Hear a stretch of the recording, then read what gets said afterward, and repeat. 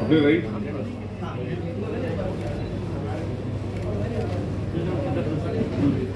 Still okay. இல்ல sir ஒரு நிமிஷம்.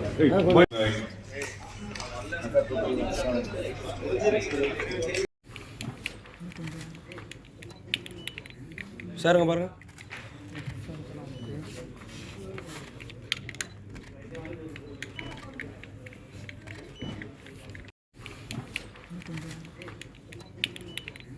சாருங்க பாருங்க.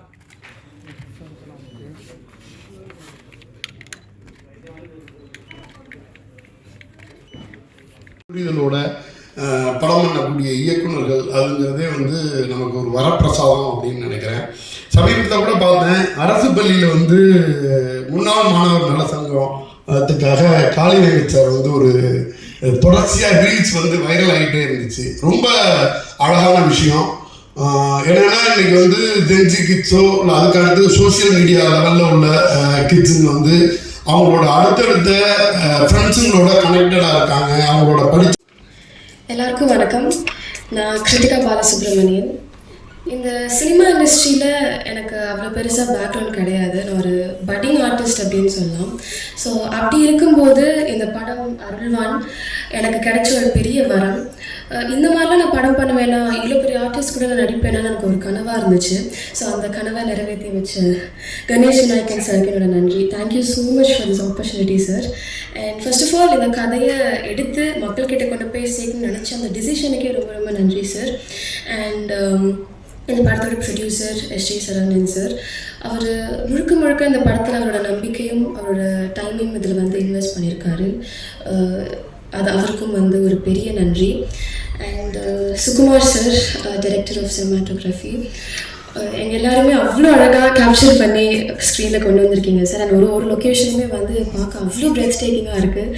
ஒன்று பார்த்து வந்து ஒரு லொக்கேஷன் ஃபிக்ஸ் பண்ணி ஷூட் பண்ணார். Thank you so much for that sir. And இந்த படத்தோட music director GV. Prakash sir, thank you so much for all the beautiful songs. இந்த அள்ளிப்பூ பாட்டு மட்டும் நான் ரிலீஸ் ஆனதில் ஒரு நாள் 100 தடவை நான் இந்த பாட்டை கேட்டிருப்பேன். அவ்வளோ இனிமையாக இருக்குது. அண்ட் யுகபாரதி சாரோட லிரிக்ஸுமே அவ்வளோ அழகாக இருக்குது. அவர் இங்கே இல்லை, but still thank you so much sir. And இந்த படத்தோட stars Arulnithi sir, RF sir, Ramya Pandian ma'am, John Vijay sir, Kaali Venkat sir and VTV Ganesh sir. இவங்க கூட நடித்தது எனக்கு வந்து ஒரு பெரிய எக்ஸ்பீரியன்ஸ் அண்ட் ஒரு புது லேர்னிங் அப்படின்னு சொல்லலாம். And Lawrence Kishore sir, thank you so much. And கடைசியாக உங்கள் எல்லாருக்குமே as a press and media, இந்த அருள்வான் படம் பூஜை போட்டதுலேருந்து இப்போ ரிலீஸ் வரைக்குமே வந்து நிற்கிது. ஸோ இதுக்காக அட்லீஸ்ட் இந்த படத்துக்காக ஒரு 100 பேர் வந்து ராத்திரி பகலமாக உழைச்சிருப்பாங்க. இந்த படம் நல்லா வரணும். நிறைய எஃபர்ட்ஸ், நிறைய ஹார்ட் ஒர்க், நிறைய சேலஞ்சஸை க்ராஸ் பண்ணி தான் நாங்கள் இவ்வளோ தூரம் வந்திருக்கோம். ஸோ இந்த படத்தை நல்லபடியாக நீங்கள் கொண்டு போய் சேருங்கிற நம்பிக்கையோடு நான் விடைபெறுறேன். நன்றி, வணக்கம். எல்லாருக்கும் வணக்கம்.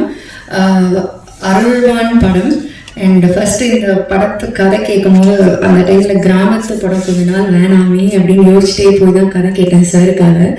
ஆனால் கணேஷ் சார் சொன்னதுக்கப்புறம் பண்ணணும்னு ஆசை வந்துருச்சு.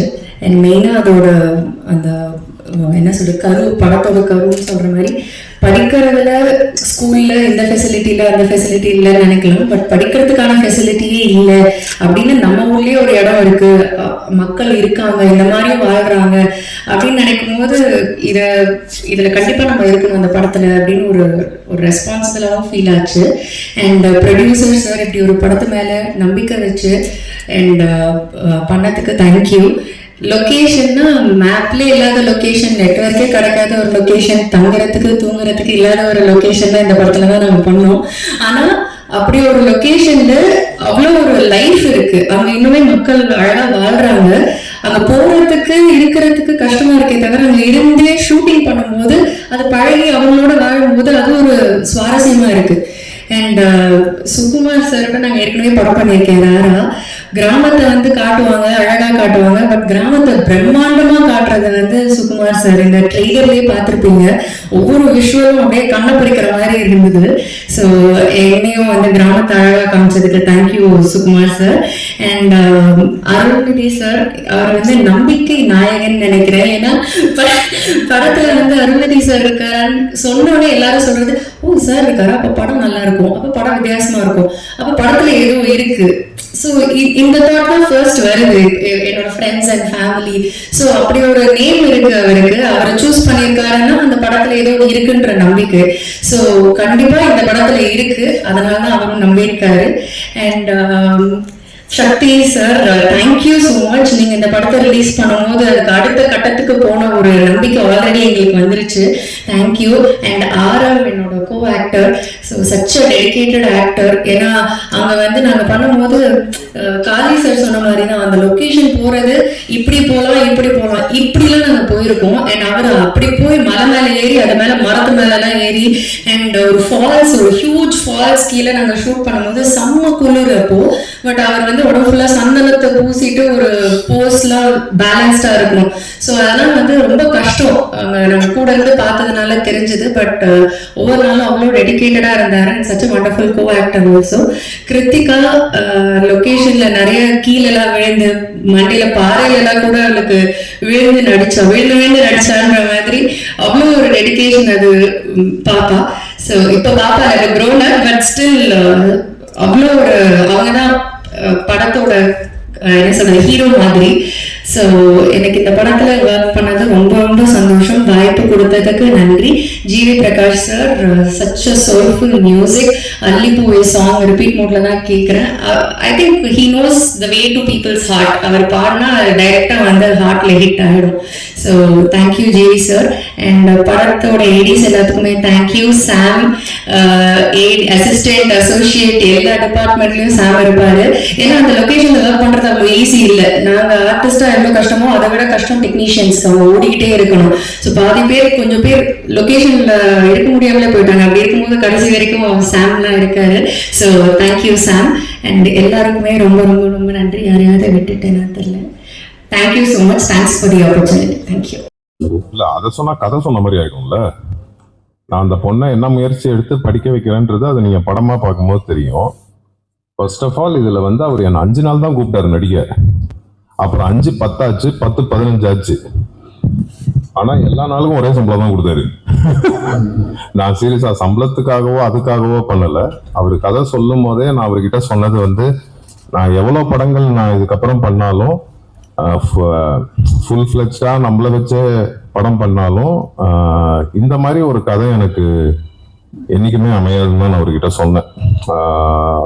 வெரி ஃபர்ஸ்ட் டைம் சொல்லும் போது நான் ரொம்ப யோசிச்சேன். இவர் பெருந்தன்மையா என்னமோ சொல்லிட்டாரு, எடுத்தோடனே கேட்டோடனே ஒத்துக்கிட்டேன் அப்படின்னு. நான் கண்டிப்பா ஃபர்ஸ்ட் பயந்தேன், ரொம்ப பயந்தேன். இது எப்படி இது இதாகுமா? ஏன்னா என்னால அவர் ஆரோவுக்கும் ப்ராப்ளம் வந்துடக்கூடாது, அவருனால எனக்கும் வந்துடக்கூடாது, அந்த சூழ்நிலமும் இருக்கும்ல. அதனால ரொம்ப யோசிச்சுட்டு 2வது தடவை கேட்கும் போது அப்புறம் தான் டிசைட் பண்ண, சரி இது கண்டிப்பா இந்த மாதிரி நமக்கு அமையாது. அப்புறம் என் ஃப்ரெண்டு கண்ணன் ஒருத்தர் இருக்காரு, அவரும் என்கிட்ட சொன்னாரு, இது மாதிரி இது கண்டிப்பா பண்ணுங்க, நமக்கு நல்ல பேர் தான் கிடைக்கும்னு. படம் பார்க்கும்போது எனக்கு ரொம்ப சந்தோஷமா இருந்துச்சு. கரெக்டான ஒரு படத்துல இருந்தோம். எனக்கு ஆக்சுவலா சுகுமார் சார் தான் அடிக்கடி சொல்லுவார், சார் நல்ல பேர் வரும் சார், நல்ல பேர் வரும் சார்ன்னு. யார் சார், உங்களுக்கா சார்ன்னு கேட்டேன். ஏன்னா விஷுவல் அவ்வளவு சூப்பரா இருந்துச்சு. அப்புறம் படம் பார்க்கும் போது அந்த நம்பிக்கை இருக்கு. இதுல நானோ ரம்யா பாண்டியனோ ஆரோவோ ஹீரோ ஹீரோயின் அப்படிலாம் கிடையாது. ஆக்சுவலா அவங்க கிருத்திகா தான் இந்த படத்துல எல்லாமே. அவங்கள சுத்தி தான் எங்க எல்லாரோட கதையும்.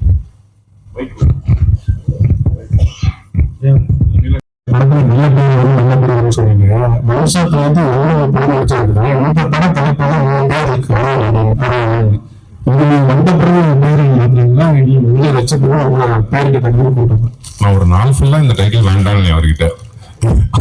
அவர்கிட்ட டைட்டில் மாத்துங்க நானும் இருக்கேன், இதே டைட்டிலா வச்சீங்கன்னா சரி வருமானு. பட் அவருக்கு பொருத்தமா பட்டுச்சு, அதை போய் நம்ம தடுக்க கூடாதுல்ல.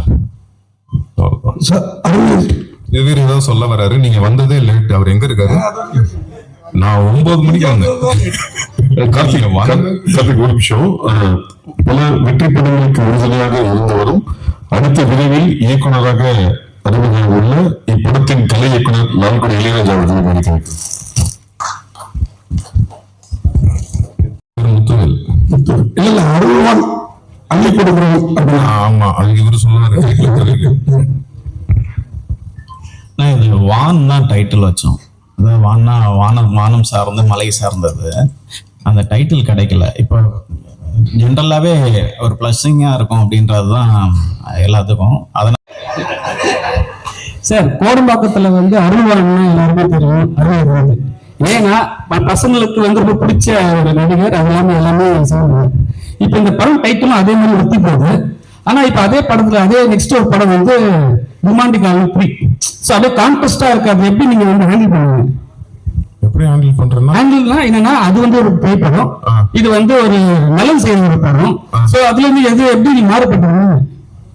இல்ல இது நான் தான் சொன்னேன்ல ஃபர்ஸ்ட் டைம் இவர் கதை சொல்லும் போது, ஒரு நான் எவ்வளவு படங்கள் பண்ணாலும் இதுல கிடைச்ச கதாபாத்திரம் எனக்கு திருப்பி அமையாதுன்னு தான் சொன்னேன். நான் ஃபுல் ஃபிளெஜ்டா பண்ணாலும் ஒரு கல்வி எவ்வளவு முக்கியம்னு இந்த படம் சொல்லியிருக்கோம். அதே மாதிரி அந்த இடத்துல வாழ்றவங்களோட வாழ்க்கை வந்து நம்ம படம் பார்க்கும்போது அவங்க அவங்க அவங்க லைஃப் ஸ்டைலே நம்ம புரிஞ்சுக்கலாம். அந்த படம் பார்க்கும்போது அவங்க எவ்வளவு கஷ்டத்துல இருக்காங்க அப்படின்னு. ஸோ அதனாலதான் இதுக்கு என்ன இதுக்குன்னு கேள்வி கேட்டா எப்படி பதில் சொல்றது?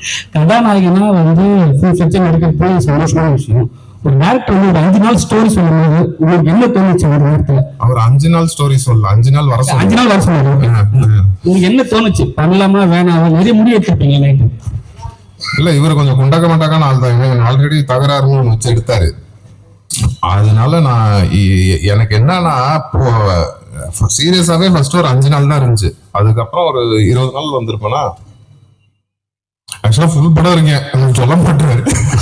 நானும் அவங்க கிருத்திகா அப்புறம் இவங்க எல்லாரும் ஃபுல் படம் இருக்காங்க. கேள்வி next sir hero sir Arun sir இது நாங்க பேசவே செஞ்சிருவேன் சார். மாசான ஹீரோவா பல படங்கள் பண்ணிட்டீங்க. பட் இந்த படத்துல ஒரு முக்கியமான கேரக்டர் அப்படின்னா 5 நாளுக்கு ஒத்துக்கிட்டீங்க. அடுத்து வரக்கூடிய இது மாதிரி கதைகள்ல முக்கியமான கேரக்டர் 2 நாள் 5 நாள் அப்படின்னா ஒத்துக்கீங்க. அது நான் இது வரைக்கும் எந்த படம் மாசான ஹீரோவாவே பண்ணல சார். வம்சம் ஒண்ணு போதும் சார். வம்சம்ல வந்து என் படங்கள் எல்லா படங்களையும் எல்லா கதாபாத்திரக்கும் எல்லாருமே ஹீரோ மாதிரி தான் இருப்பாங்க. வம்சம்ல என்ன கிஷோர் சார் தான் ஹீரோ மாதிரி இருப்பாரு. அவரை வச்சுதான் படமே. இல்ல இன்னைக்கு வரைக்கும் அருள் சார்னா வம்சத்தை தான் முக்கியமா சொல்றாங்க. அந்த மாதிரி ஒரு மாசான படமும் நீங்க அடுத்து கொடுக்கணும். பட் இதே மாதிரி முக்கியமான கதைக்கு முக்கியமான கேரக்டர் வருது ஒரு 5 நாள் அப்படின்னாலும் நான் நடிக்கிறேன் அப்படின்ற மாதிரி நீங்க இருக்கீங்க சார்? கண்டிப்பா பண்ணுவேன். முக்கியத்துவம் வாய்ந்த கதைகள்ல 5 நாளுக்கு நீங்க நடிப்பீங்க. அதுக்கு நான் அதே பண்ணிட்டு இருக்க மாட்டேன். அப்புறம் 5 நாளா எல்லா படத்துக்கும் போயிட்டு இருக்க வேண்டியதான். இல்ல சார் 5 நாள் சொல்லி திருப்பி 5 நாள் ஆயிக்கலாங்க.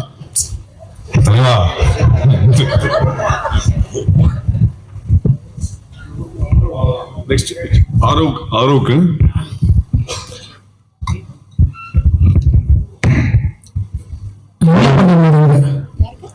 ஆக்சுவலா உங்களோட கேரியர்ல வந்து முக்கியமான ஜோக்கர் சப்ஜெக்ட் தான். ஸோ உங்களுக்கு வந்து பேர் வாங்கி கொடுத்தேன் அப்படிங்கிற பட்சத்தில் சப்ஜெக்ட் சூஸ் பண்ண இல்ல இந்த படம் கதை கேட்கும் போது உண்மையிலேயே அந்த மைண்ட் செட்ல தான் இருந்தேன். ஏன்னா வர எல்லாமே வில்லேஜ் சப்ஜெக்ட், அது நல்ல வில்லேஜ் சப்ஜெக்டா இருந்ததுன்னா நம்மள அறியாம நான் ஓகேன்னு தான் சொல்லியிருக்கேன், பிடிச்சி வேணான்னு சொன்னது கிடையாது. பட் இந்த படம் முடிக்கும் போது என் மனநிலை எப்படி இருந்ததுன்னா வில்லேஜ் சப்ஜெக்ட் பண்றது எனக்கு பெருமையா ஃபீல் ஆச்சு. ஏன்னா ஒரு கிராமத்து மக்களை நம்ம ரெப்ரசென்ட் பண்றோம், அவங்களோட வாழ்வியலை காட்டுறோம். ஸோ அதுல நிறைய நுணுக்கங்கள் இருக்கு, அதுல ஒரு ரியாலிட்டி இருக்கு, ஒரு சோல் இருக்கு. ஸோ படம் முடிகிற டைம்ல நான் பெருமை தான் பட்டேன். ஸோ இப்போ அந்த மைண்ட் செட்ல இல்லை. கதை கேட்கும் போது உண்மையிலே நான் அவர்கிட்ட ஃபோன்ல நோ தான் சொன்னேன். ஸோ இருந்தாலும் ஒரு வாட்டி கேட்க வாங்கினாங்க. தேங்க்யூ சார் திருப்பி வர சொன்னதுக்கு. ஸோ கதை கேட்டதுக்கு அப்புறம் எனக்கு ரொம்ப ஹாப்பி ஆயிடுச்சு. கண்டிப்பா கண்டிப்பா கண்டிப்பா. சார் ஆர்வம் சார் தமிழ் சினிமாவில் வந்து பெரும்பாலும் வந்து டபுள் ஹீரோ வந்து நடிக்கிறது வந்து ரேராக தான் நடிப்பாங்க. அருள்நிதி சார் கூட நடிச்சிருக்கீங்க. உங்களுக்கு எந்த அளவுக்கு எக்ஸ்பெக்டேஷன் இருந்தது? என்ன சவால்கள் எல்லாம் சந்திச்சிங்க? தமிழ்ல வந்து அந்த ஒரு இது இருக்குது, மல்டி ஹீரோ பண்ணுறது வந்து ரொம்ப கம்மியா இருக்குது. But other languages Malayalam, Telugu, கன்னடாலெல்லாம் நிறைய பண்றாங்க. தமிழ்லையும் பண்ணணும்னு ரொம்ப ஆசை இருந்துச்சு. பட் இந்த கதை சொல்லும்போது வந்து அருள் சாரோட கேரக்டர் அப்போ வந்து யாருமே ஃபிக்ஸ் பண்ணல. யாராவது ஒருத்தவங்க வந்து அது கொஞ்சம் ப்ராமினெண்டா இருந்தால் அது நல்லா இருக்குமோ படத்துக்கு அப்படின்னு ஃபீல் பண்ணிட்டு தான் அது ஒரு 20 days ஷூட் பண்ணதுக்கு அப்புறம் தான் அப்புறம் அருள் சார் உள்ள வந்தார். எனக்கும் அருள் சாருக்கும் ஷூட்டிங்ல நாங்கள் சேர்ந்து இது பண்ணவே இல்லை. ஆக்சுவலாக செகண்ட் டைம் தான் அருள் சார் நானும் பார்க்குறேன். பட் படமா அது பார்க்கும்போது அருள் சார் அந்த கேரக்டர் பண்ணது வந்து இன்னும் அந்த படத்தையும் சரி அந்த கேரக்டரையும் இது வந்து பயங்கரமா எலிவேட் பண்ணிச்சு. ஸோ அது வரைக்கும் ஹாப்பி தாங்க. அதுவும் சரியா சார்? சார் சார் நடந்த இன்சிடென்ட் தொடர்ந்து மலைவாழ் மக்களுடைய கதை, காடு, மலைகள் இதையே தான் காட்டிட்டு இருக்கீங்க. எப்போதான் வந்து நீங்க ஒரு லவபிள் படமா பண்ண போறீங்க? அது ஜியோ வருது பாருங்க, ஃபுல் சிட்டி படம் இருக்கும், அது வரும். நிஜ வாழ்க்கையில இப்போ சின்ன வயசுல உங்களுக்கு பிடிச்ச கலெக்டர் யார் சொல்லுவாங்க? அப்படி நிறைய பேர் இன்ஸ்பிரேஷன் இருக்காங்க, எவ்வளவோ கலெக்டர் இருக்காங்க. எல்லார்கிட்ட இருக்கிற ஒரு நல்ல விஷயத்தையும் ரசிக்க வேண்டியதான். ஆக்சுவலா எங்க அக்காவுக்கு கலெக்டர் ஆகணும்னு ரொம்ப ஆசையா இருந்துச்சு. நான் எங்க அக்கா கிட்ட அதை சொன்னேன், அது நான் இந்த படத்துல நிறைவேற்றிட்டேன் பாரு, உனக்கு ரொம்ப பிடிக்கும் அப்படி. எங்க அக்கா ரொம்ப ட்ரை பண்ணாங்க ஆக்சுவலா. சார் ஆரோ சார், படத்துல வந்து அருள்நிதி, காளி வெங்கட் 2 பேர் இருக்காங்க.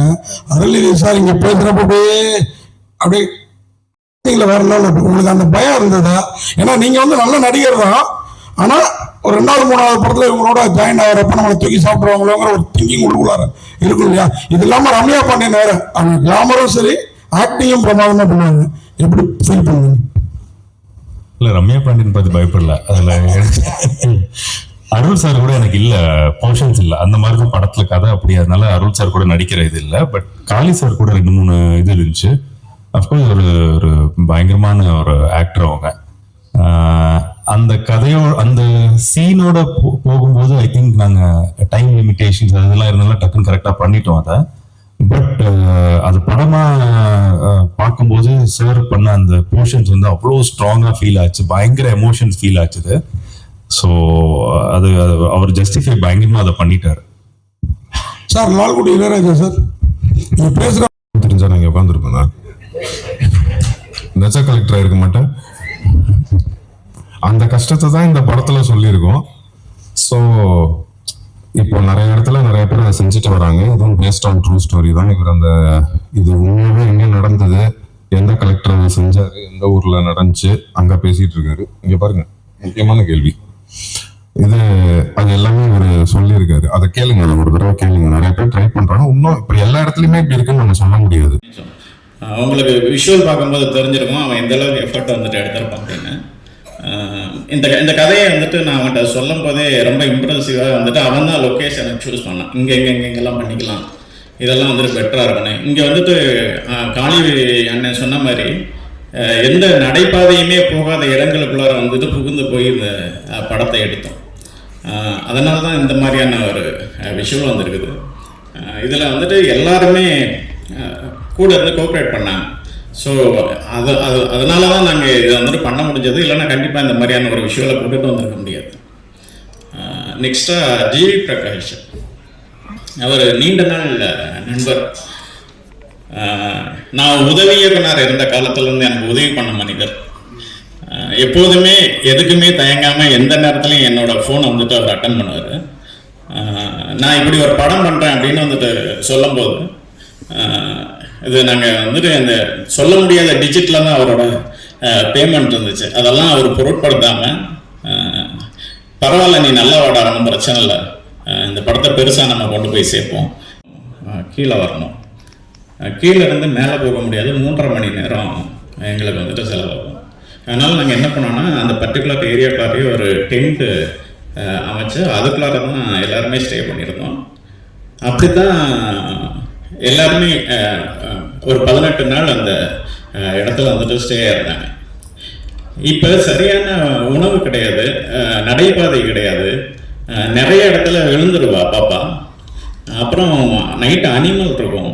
ஸோ இவ்வளவு பிரச்சனையும் ஃபேஸ் பண்ணி அவள் ஒரே டெடிக்கேஷனாக இந்த படத்தில் வந்துட்டு ரொம்ப பெஸ்ட்டாக ஆக்ட் பண்ணியிருக்கிறார். அதாவது என்ன சொல்கிறது, இந்த படம் வந்துட்டு எந்த கேட்டகரியில் வந்துட்டு இதுக்கு விருது கிடைக்குதோ இல்லையோ, கிருத்திகாவுக்கு இது வந்துட்டு மிகப்பெரிய விருதாக வந்துட்டு மேடம் கண்டிப்பாக ஒரு நேஷ்னல் அவார்டு அவளுக்கு கண்டிப்பாக இருக்குது. வாழ்த்துக்கள் கிருத்திகா.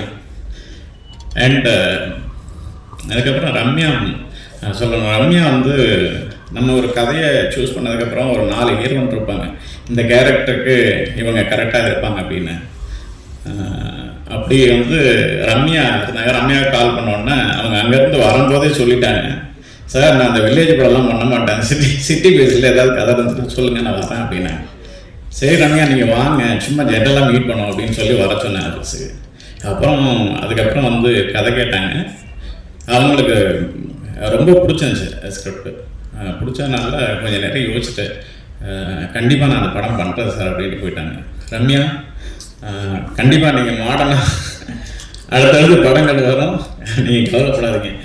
அண்டு ரம்யா பற்றி சொல்லணும்னா ரொம்ப டெடிக்கேஷனான ஆர்டிஸ்ட்டு. நான் 7 மணிக்கு இப்போ ஷாட் வைப்பேன். ஏன்னா அந்த சுமார் வந்துட்டு அந்த சன் வர்றதுக்கு முன்னாடி ஷார்ட் எடுக்கலாம்னா மிஸ்ட் அந்த மாதிரி இருக்கும். ஆனால் இவங்க 6:50க்கெல்லாம் கரெக்டாக வருவாங்க. அதுவும் காஸ்டியூம் மேக்கப்போடு வருவாங்க. வித்தவுட் மேக்கப் தான், பட் லைட்டாக அவங்க மேக்கப் அப்ளை பண்ணிப்பாங்க. ஆனால் அவ்வளோ காலையில் அந்த குளிரில் அங்கே எந்த வசதிகளுமே இல்லாத ஒரு இடத்துல கூட அவ்வளோ டெடிக்கேஷனாக வந்து எங்களுக்கு வந்துட்டு கோஆப்ரேட் பண்ணாங்க. ரொம்ப தேங்க்ஸ் ரம்யா. அண்டு அண்ணன் காளி அண்ணனை வந்துட்டு பற்றி சொல்லணும். அண்ணன், நீங்கள் படத்தில் கொஞ்சமான சீன்கள் வந்தாலும் அந்த படத்தை வந்துட்டு 2-3 இடத்துல ரொம்ப தாங்கி பிடிச்சிருக்கிறீங்கண்ணே. அது ஒரு சிறந்த ஒரு படைப்பாளி, ஒரு சிறந்த ஆக்டர். கூடிய சீக்கிரம் கண்டிப்பாக அண்ணனோட நான் சேர்ந்து ஒரு படம் பண்ணுவேன். ஏன்னா எனக்கு காளியன் அந்த அளவுக்கு ரொம்ப பிடிக்கும். இந்த படத்தில் வந்துட்டு எதையுமே வந்துட்டு யோசிக்காமல் உனக்கு பண்ணித்தரேன்னு வந்து எங்களோட ஜாயின் பண்ண காளியன் என்னோட மனமார்ந்த நன்றியை தெரிவிச்சுக்கிறேன். அண்டு கோஆர்டிஸ்டாக ஜான் விஜய், விடிவி கணேஷ், ஹரிஷ் உத்தமன், சரவணன் எல்லாருக்குமே என்னோட மனமார்ந்த நன்றியை தெரிவிச்சுக்கிறேன். ஆரவ் சாரை பற்றி சொல்லணும். நான் ஃபஸ்ட்டு இந்த கதையை ஆரவ் சார்கிட்ட சொல்லும் போது, சார் இந்த கதையில் 2 இம்பார்ட்டண்டான கேரக்டர்ஸ் இருப்பாங்க. ஒன்று குழந்தை, இன்னொன்று கலெக்டர். இது உங்களுக்கு ஓகேவா சார் அப்படின்னு சொல்லிட்டு அந்த கதையை ஆரம்பித்தேன். கதை சொல்லுங்கள் அப்படின்னு சொன்னார். கதை அவருக்கு ரொம்ப பிடிச்சிருந்துச்சு.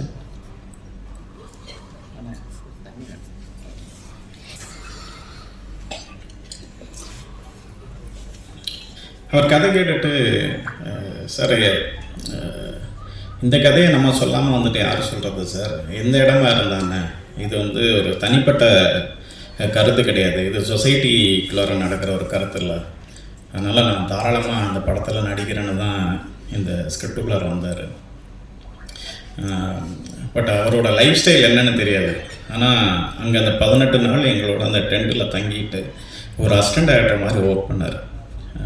ஒரு டைம் சொன்னால் அந்த டைமு, என்ன காஸ்டியூம் கொடுக்குறோமோ அந்த காஸ்டியூமு அங்கே வந்துட்டு நாங்களே சமைச்சு அப்படி தான் ப்ரொவைட் பண்ணிகிட்டு இருந்தாங்க. ஏன்னா அவங்க உணவு பழக்க வழக்கங்கள் எப்படி இருக்குன்றது தெரியாது. கொடுக்குற சாப்பாடை வாங்கி சாப்பிட்டுக்கிட்டு ரொம்ப டெடிக்கேஷனாக அந்த படத்துக்கு ஒர்க் பண்ணார். இவர் வந்துட்டு முற்பகுதியில் இந்த படத்தோட ஃபர்ஸ்ட் ஹாஃபில் இந்த மண்ணுக்கும் இந்த மக்களுக்குமான போராடுற ஒரு மனிதனாக இருக்கிறாரு. இதனோட 2ஆம் பகுதி செகண்ட் ஹாஃபில் இந்த சொசைட்டிக்கு போராடுற ஒரு மனிதராக தான் அருள் சார் இந்த படத்துக்குள்ளார இருக்கிறார். ஸோ எந்த எதிர்பார்ப்பும் இல்லாமல் ஆரவ் சார் இந்த படத்தை நடித்து கொடுத்ததுக்கு என்னோட மனமார்ந்த நன்றியை தெரிஞ்சுக்கிறேன். Thank you Aarav sir. ஆக்சுவலி அருள் சாரை பற்றி நிறைய சொல்லணும். கிட்டத்தட்ட என்னோட 2வது படம் சாரோட. ஒரு 14 வருட நட்பு அவரோட எனக்கு. சாரை பற்றி ஃபஸ்ட்டு வந்துட்டு நான்